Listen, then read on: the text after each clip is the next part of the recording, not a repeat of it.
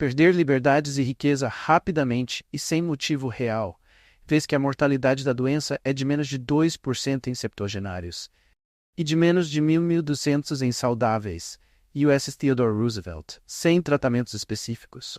Trata-se de arrogância fatal prever o resultado de futuras interações de mercado entre bilhões de agentes. Como experiências de ditaduras totalitárias na China, Cuba e Coreia do Norte provam, governos podem sim interferir em custos de transação, e novas tecnologias podem reduzir brutalmente os custos administrativos e de controle social. Várias tecnologias superiores em diversos aspectos já foram rejeitadas no teste real de eficiência no mercado, ou por interferência regulatória. Essa argumentação indica que a Web 1.0, sites estáticos e não interativos, foi capaz de tornar serviços postais obsoletos com os e-mails, locadoras de DVDs e venda de CDs igualmente eliminados por serviços de download. A Web 2.0, sites interativos e apps, destruiu grande parte dos mercados de táxis, Uber e similares. Telefonia, Skype, WhatsApp, comércio presencial, com entregas como Rappi, Uber Eats e iFood, e até de imóveis comerciais, com telemedicina, teletrabalho e escritórios virtuais. E a Web 3.0, inteligente e descentralizada, iria igualmente inviabilizar a capacidade de governos de proibir ou interromper a oferta de serviços e produtos pela internet, vez que o Uber pode ser fechado ou interrompido em uma jurisdição, mas não o Bitcoin e o Arcade City. Com a substituição de smartphones por wearables, dispositivos vestíveis, é possível que o governo veja e ouça mais do que as pessoas veem e ouvem em seu meio, com câmeras nos óculos de realidade aumentada ou virtual, AR/VR. Com a popularização do uso da internet, Big Data e Machine Learning, grandes empresas têm poder de interferir na opinião pública e eleições, como no escândalo da Cambridge Analytica e nos diversos escândalos que comprovaram que Facebook, Google e outras empresas têm compromissos íntimos com grupos de extrema esquerda. Com o fim das moedas aludiais, novos níveis de totalitarismo e controle são iminentes, inclusive permitindo juros ainda mais negativos e mais gasto estatal. Se o mundo futuro será um paraíso regulatório e fiscal comparado com o presente, ou se será um inferno totalitário, depende das ações que tomarmos hoje, inclusive por meio da divulgação do Bitcoin e do desinvestimento do Legacy. Essa foi a maior motivação para escrever esta obra. Pouco ou nada importam as boas intenções de qualquer governante. Como se diz no ditado popular, de boas intenções o inferno está cheio. Como já foi comprovado por Hayek em O Caminho da Servidão, uma vez adotado o Estado Social, welfare, o caminho para o colapso é inevitável.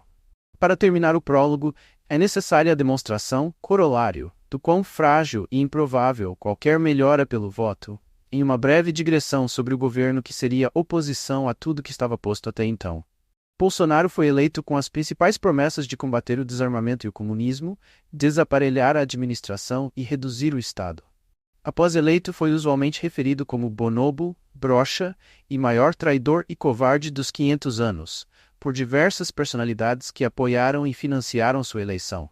Por não ter desnazificado a administração, permitindo a explosão da corrupção, desmoralização, emissão de moeda e dívida, e até mesmo a queda de produção e consumo de energia anos seguidos, com fuga de cérebros sem precedente. Duas frases que se provaram verdade foram: vamos tomar o poder, que é diferente de ganhar a eleição, e o poder judiciário não vale nada, o que vale são as relações entre as pessoas. Do ex-presidente réu criminal descondenado que restou impune, sem passar um dia sequer em cadeia real. Bolsonaro prometia privatizar e reduzir gastos públicos e tributos, flertando com imposto único, fechamento do STF, cortes de bolsas, vagabundagem e armamento de fuzil para fazendeiros. O resultado após a maior parte do mandato foi: 1. Ampliou o desarmamento, reduzindo o número e a natureza das armas que um cidadão comum pode ter no SINAR, Sistema de Registro de Armas de Cidadãos Comuns, indicando para o MJ, Ministério da Justiça, sucessivos agentes admiradores e ativistas da extrema esquerda, que por sua vez aparelharam o MJ com desarmamentistas convictos. 2. No Ministério da Fazenda, como na maioria dos ministérios, indicou majoritariamente esquerdistas e gente comprometida com a extrema esquerda, como a nomeação da família de Léo Pinheiro, um dos principais operadores do Mensalão, para a Caixa. de Gustavo Franco, íntimo de FHC e Helenão ativo na época da eleição, e Levy, ligado e indicado por Dilma e que estava no jantar de Cabral em Paris, para o BNDES, e de gente do BTG, cujo controlador é ex-presidiário por ser o banqueiro de Lula, para a maioria dos bancos públicos. 3. Nas mudanças legais, ampliou os privilégios feministas, a engenharia social e a carga tributária, reduzindo a poupança e a renda privada com uma reforma da previdência imoral e estatista que pereniza a miséria. 4. O Enem de 2019 foi amplamente considerado o mais vergonhoso em sua organização e progressista em seu conteúdo desde sempre, e o de 2020 nem se fala. 5. Em vez de combater o comunismo e cortar relações diplomáticas com ditaduras criminosas, Jair prometeu, em discurso na ONU, facilidades como o ingresso no país sem visto de agentes do regime mais assassino e genocida da história, enquanto seu vice propunha abertamente casamento do país com o Partido Comunista Chinês, PCC. E 6. Em vez de eliminar estímulos perversos de bolsas farelo-petralhas, que subsidiam o ócio e a informalidade, sancionou o maior programa de subsídio à vagabundagem com auxílio emergencial a mais de 66 milhões de pessoas, excluindo qualquer empregado ou servidor, e em ano eleitoral propôs imposto de renda negativo para perpetuar esses pagamentos. Resistir é desinvestir. Ter qualquer coisa em ditadura de exceção bolivariana é financiar e apoiar seus crimes. Quando o voto na urna e a opinião da maioria são irrelevantes, relevantes passam a ser os votos com os pés, onde coloca o dinheiro, ou com armas, lutando para reconquistar as liberdades. Os estados sociais hoje são deficitários, como previsto por Hayek, e não são sustentáveis. Eles tendem a se transformar em ditaduras totalitárias, como a China, com seu estado policial com monitoramento e controle draconiano e milhões de vítimas em campos de concentração para retirada de órgãos por crimes políticos, como ser cristão ou islâmico. Ou 2. Paraísos regulatórios e fiscais de portas abertas ao Bitcoin, seja vendendo cidadania sem imposto de renda, Kits, residência com isenção perpétua, ZUG, ou outros benefícios, como Gibraltar, Curaçao, Malta, Estônia, Paraguai, Portugal, Coreia do Sul, Japão ou El Salvador. Desde a antiguidade clássica até os pais fundadores, reconhecia-se que a democracia é uma degeneração da república. Tanto que nem empregaram o termo em sua Constituição, única a durar mais de 2 séculos, com exceção da de San Marino. Tanto é uma corrupção da ideia da sociedade pública no condomínio em que os porteiros votam, que a Coreia do Norte e a Alemanha Oriental, apesar de suas experiências criminosas, tinham democrático em suas denominações oficiais.